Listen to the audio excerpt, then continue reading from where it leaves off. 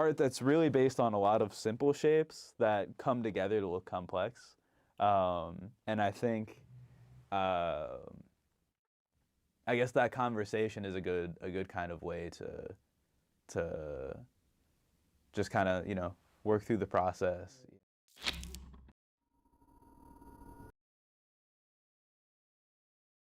Hey, I'm Rob Scales. I'm a multimedia and visual artist, and this is SeeMe.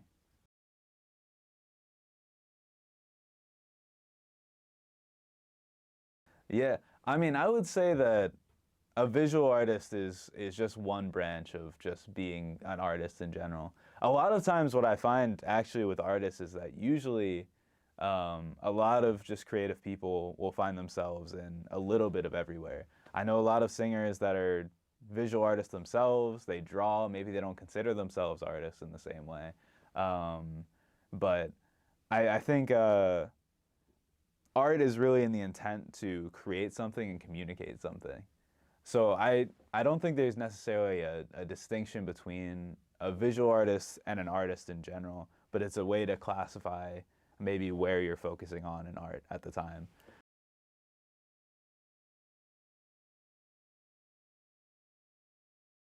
I think for me, what I've found, especially now, doing a lot more with like traditional arts and a lot of physical art supplies, the process of making the art, um, just sitting down, playing around with mediums or ideas. Even like I'm personally an artist who thrives in mistakes. Um, I don't I don't usually go into my art with like a clear, exact plan about how I want to execute it. A lot of times, my art is driven by what happens during the process. So some of my favorite things is that something accidentally happens and then it becomes like something new and interesting in the piece. I remember like an example. There's a piece that I always kind of go back to that was it's like a spray paint piece on canvas, and a lot of times I talk about it with people not because the art itself is necessarily the most impressive in the world, but it looks like an acrylic art painting.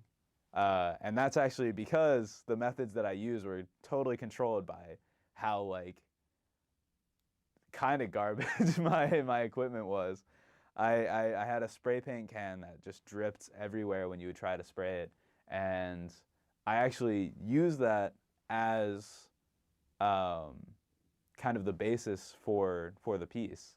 Um, Whereas a lot of times you're spraying directly onto a piece, I was like, oh, I can get a whole different effect by just spraying over it, not even and just letting the can like drip out onto it.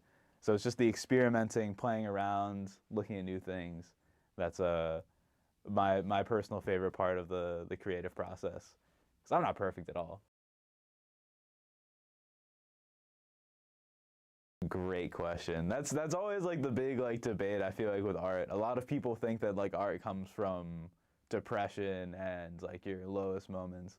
And I think probably the best way to kind of answer this is that art is just an expression. It's a continued communication, like an amplification of the things that you can communicate. Something I've talked about a lot recently is um, I consider art the same as speaking, the same as body language, the same as singing, poetry, music. I think those are all art, and art is all communication.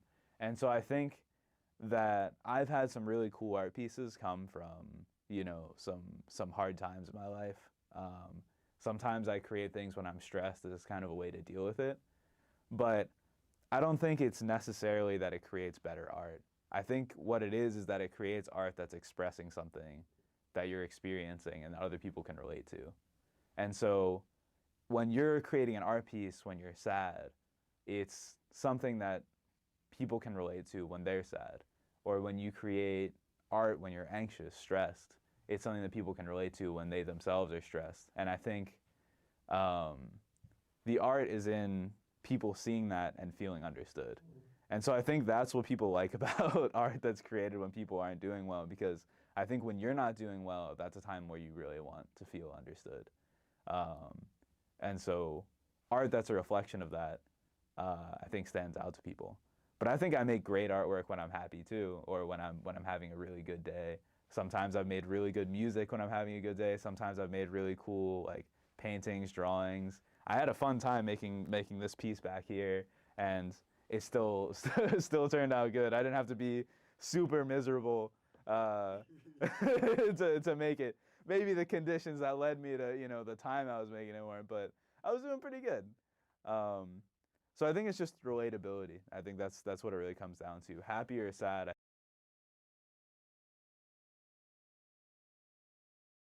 Like I said before, I lean a lot into kind of spontaneity in my art. I lean into, I'm not really controlling the art. It's like if something happens, that's part of the piece now. And you never know what it is. It could be, somebody just mentions something and then all of a sudden that's a teardrop drawn on there, or, um, you know, your one big shape kind of comes through, or, just a word stands out in my head and then all of a sudden that becomes part of the piece. Um, and so I like every piece of art. I think it's just a culmination of a lot of things. It's a culmination of the medium. It's a culmination of the art that's come before it, a culmination of conversations that I have around it, maybe music that I'm listening to, and things that happened before, and that why not? I saw other artists a few days before, and I'm like, why don't I just do that? Why don't I do, a bigger piece and kind of work my way, and maybe at some point I'll work on these types of murals too. I guess we'll see where things go.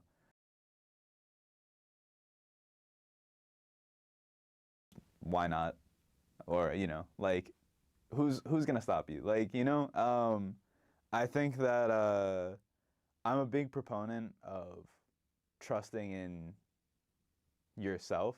Um, I think that we have a lot of influences that come into play in everything that we do, whether it's pressure from society, pressure from your family, pressure from institutions. School says you should think this way, operate this way. Your parents say you should focus on aspects of your studies, or you need to be focused on getting these practical jobs, all of this stuff. um, and if those answers that society, your family, institutions, all of that that people give you, if those don't feel right, you're probably right. They're like, I think it's the trusting that intuition and trusting that you know yourself better than anybody else knows you.